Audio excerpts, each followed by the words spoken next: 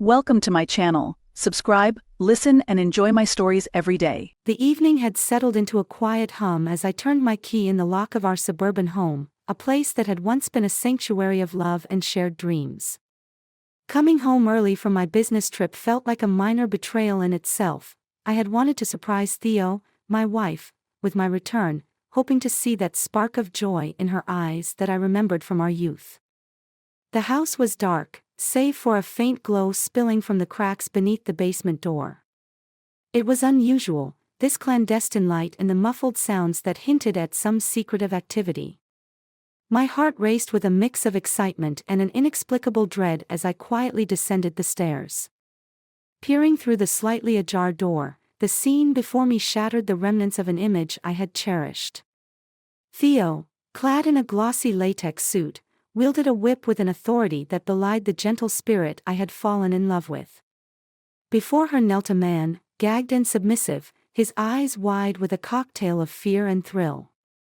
The sight was a visceral punch to my gut, the visceral realization of a betrayal far deeper than infidelity. Theo? My voice broke the silence, hoarse with shock and disbelief. She whipped around, her eyes wide with shock, the whip pausing midair. The man scrambled awkwardly to his feet, his presence a grotesque intrusion into our shared space. "James. You're early." "I can explain," Theo stammered, her usual composure dissolving into panic. "Explain?" The word tasted bitter. "Is there really anything to explain here, Theo?" The man, still fumbling with his gag, made a hasty retreat up the stairs, leaving Theo and me in a chasm of tension. She reached out, her hand trembling as if she were the one wronged. "James, please, let me explain. It's not what you think. It's a part of me I thought I could keep away from us, from our life." Her plea hung between us, thick with desperation and the weight of secrets. The air felt heavier, charged with the poignant demise of the girl I once knew. "How long, Theo? How long has this been your reality?" The words were hard, each one a nail in the coffin of our past. "It's complicated. No, it seems pretty simple from here." My voice rose, a crescendo of hurt and anger. "You've deceived me, not just today, but every day we've been together." Theo's face crumpled, the harsh lines of her dominatrix persona melting into the vulnerability I had so often defended as mere stress or fatigue. "James, I never wanted to hurt you. I thought I could separate the two worlds, keep this part of my life contained. But it's not just a phase or a simple hobby, it's a part of who I am." The revelation stung, not just the acknowledgement of her double life but the realization of how distant our realities had grown. I took a step back, my mind racing through the years, reevaluating every touch, every whispered affection. "I need time, Theo. I need to think about all of this." Leaving her standing amidst the shambles of our life, I walked out, the cool night air a small relief against the searing turmoil inside. The image of the kind, sweet girl I had loved had vanished, replaced by a stranger with secrets. As I drove away, the taste of revenge was bitter in my mouth, mingling with the ashes of a love that had once felt eternal. Now, it was my turn to decide the future, to either salvage the remnants of our life together or let the shadows consume it entirely. The cool air of the city night does little to calm my swirling thoughts as I steer my car aimlessly through the streets. The glow of streetlights flickers over the dashboard, each passing beam a reminder of the flickering state of my marriage. I pull over, the car idling as I try to collect myself. A tap on the window startles me, and I look up to find a face obscured by the night. Rolling down the window, I recognize Mike, an old friend from college and now a private investigator. "James? Hey, man, what are you doing parked out here?" Mike peers into the car, concern etching his features. "Just needed to clear my head," I reply, managing a weak smile. "You look like you could use a drink." "Come on, I know a place," Mike suggests, stepping back as I kill the engine and get out. The bar is dimly lit and nearly empty, a perfect place for the kind of conversation I dread to have. We find a secluded booth, and after ordering, Mike doesn't waste time. "You look more than just tired, buddy. Something's up. You can talk to me." The words pour out before I can stop them, the shock of finding Theo, her secret life laid bare, and the shattering of trust. Mike listens, his expression grave. "This is a lot, James. But maybe it's not all black and white. People have their complexities. Have you thought about what you want to do?" Revenge crossed my mind, I confess, the bitterness in my voice surprising even me. Mike raises an eyebrow. "Revenge? That's a strong path. You sure about stepping down that road?" Before I can answer, his phone buzzes. Glancing at the screen, he frowns.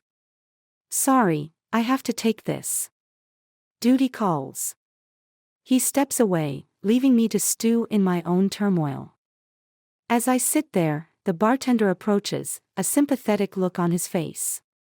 "Tough night, huh? Anything else I can get you to help ease the pain?" "Just a coffee, thanks," I mutter, my thoughts muddled. Mike returns, a serious look replacing his earlier concern. "Listen, James, if you're really considering digging into this, I could help. But it's not just about catching someone in the act. It's about understanding the full extent of what's been hidden from you.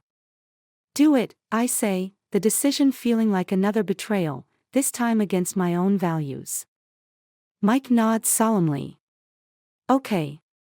I'll start looking into things tomorrow. But think about what you want at the end of this. Revenge or reconciliation?"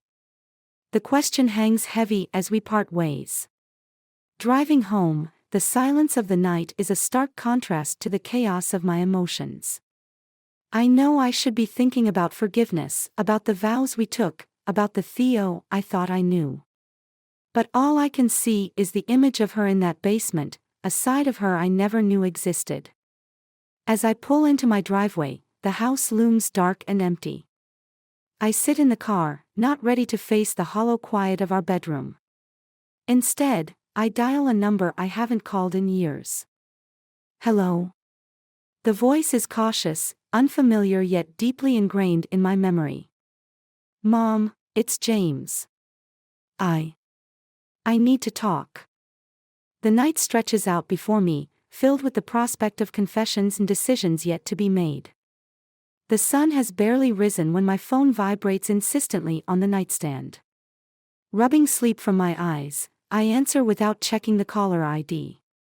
"James, it's Mike. You up?" His voice is urgent, laced with a tension that snaps me to alertness. "Yeah, what's going on?" I sit up, bracing for what comes next. "I did some digging last night. You won't believe what I found. Can you meet? Give me 20 minutes. Same place." My heart pounds, anticipation and dread mingling. "See you there." The drive to the bar feels shorter this morning, each traffic light turning green as if urging me on. Mike is already there, nursing a black coffee, his eyes scanning papers strewn across the table. "What did you find?" I ask, my voice steady despite the tremor inside. Mike hands me a photograph. It's Theo, but not as I know her. Here she's laughing, looking carefree and radiant in a way that's been absent for years. Next to her is the same man from our basement, both of them at some high-end event. They've known each other longer than you thought. This was taken at a gala 3 years ago, Mike explains. 3 years. I trail off, the betrayal slicing deeper with each revealed secret. And there's more. Your wife's friend, Jenna. She's in this too. Seems they've been exploring this lifestyle together. I found payments to a company known for its, let's say, specialty attire, under Jenna's account, shipped to your address. I clench my fists, the familiar sting of anger rising. I want to confront Jenna. Today. Mike nods, his expression serious. I'll come with you. Things might get heated. We drive to Jenna's house, the morning slipping by as I rehearse what to say. The confrontation must be precise, leaving no room for lies. Mike parks a block away, and we approach on foot. Jenna opens the door, surprise flickering over her face as she sees me. James, why are you here? We need to talk, Jenna. About Theo. About everything. I don't wait for an invitation, stepping past her into the foyer, Mike following. Jenna's eyes flick to Mike, then back to me. I don't know what you think you know, but I know enough. The events, the payments. How long have you been covering for Theo? Jenna hesitates, then her shoulders slump. It's not what you think, James. We wanted to tell you, many times, but what? It was easier to keep me in the dark. My voice rises, a mix of pain and accusation cutting through the tense air. It was Theo's choice to keep this part of her life private, Jenna says softly. She was afraid of how you'd react. Afraid it would change everything. It has changed everything, I snap back. Mike steps forward, his presence a silent warning. Maybe it's time for the whole truth, Jenna. The conversation lasts hours, each revelation adding layers to the deception. By the time we leave, my initial fury has settled into a cold resolve. Theo and I have much to discuss, and it's clear that this web of secrets extends further than I ever imagined. As we drive back, Mike breaks the silence. You okay, man? No. But I'm going to fix this. One way or another. The day fades into evening, and I know the hardest confrontation is still to come. With Theo. Tonight, everything needs to be laid bare. No more secrets. No more lies. The storm is here, and I must face it head on. The night air is crisp, almost biting, as I stand before our house, the place that once symbolized our shared future, now a battleground of broken trust. My heart thumps a relentless rhythm, each beat a reminder of the confrontation ahead. The front door creaks as I push it open, the sound unervingly loud in the quiet of our once peaceful home. Theo is sitting in the living room, the lights dim, her silhouette framed by the faint glow of the fireplace. Her posture is tense, expectant, as if she's been waiting for this moment just as much as I have. Theo, I start, my voice steady despite the turmoil inside. James. Her reply is soft, almost regretful. You're back. We need to talk. Everything. Now. I step into the room, my resolve as firm as the words I speak. She nods, standing to meet me in the middle of the room. I owe you the truth. The conversation unfolds, each sentence weaving the complex tapestry of deception and hidden truths. Theo explains her side, feelings of confinement and suppression, fears that revealing her true self would drive me away. The lifestyle wasn't merely a diversion, it was a part of her identity she struggled to reconcile with the life we had built together. Why didn't you just talk to me, Theo? If you were unhappy, if you needed something different. My question hangs between us, laden with pain and confusion. I thought I could handle it. I didn't want to burden you, or worse, lose you. Her voice breaks, her usual composure shattered. The doorbell rings, slicing through the tense atmosphere. Frustrated, I stride to the door, ready to dismiss whoever dares interrupt this pivotal moment. But when I open it, there stands Mike, his expression grave. James, you need to see this. He hands me an envelope. Before you decide anything final. Puzzled, I tear it open. Inside, there's a series of photographs and documents.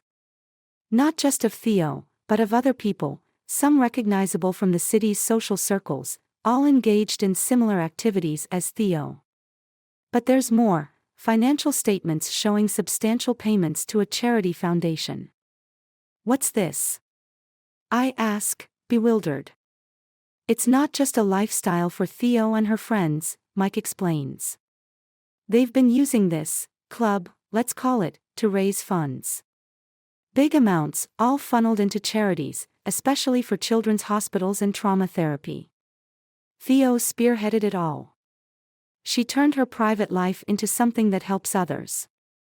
My hands tremble as the images and numbers blur into a narrative starkly different from what I had envisioned. I turn to Theo, seeking confirmation, accusation still ready on my lips. Yes, it's true, Theo says quietly. It started small, but then it became a way to do good. I didn't know how to tell you. I feared you'd misunderstand, that you'd see it as just a cover. The revelation disarms me, the remnants of my planned reproach dissolving into the air, heavy with the warmth of the fire. I look into Theo's eyes, seeing not just the woman I loved, but a complex individual fighting her own battles, championing causes in unconventional ways. Theo, I falter, unsure of everything I had believed mere hours before. James, if we have any chance, we need total honesty. From both of us. Can we start over? Can we try to understand each other, truly? Her voice is a mix of hope and fear.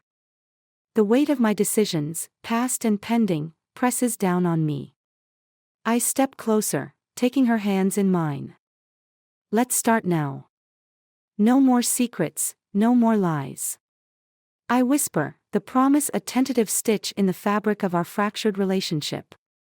As we stand there, the barriers between us, constructed over years of silence and secrets, begin to crumble. Tonight doesn't erase the pain or the betrayal, but it opens a path forward, a path marked by understanding, acceptance, and renewed commitment to face the future, together and honest. For the first time in a long time, I feel hope flickering in the darkness.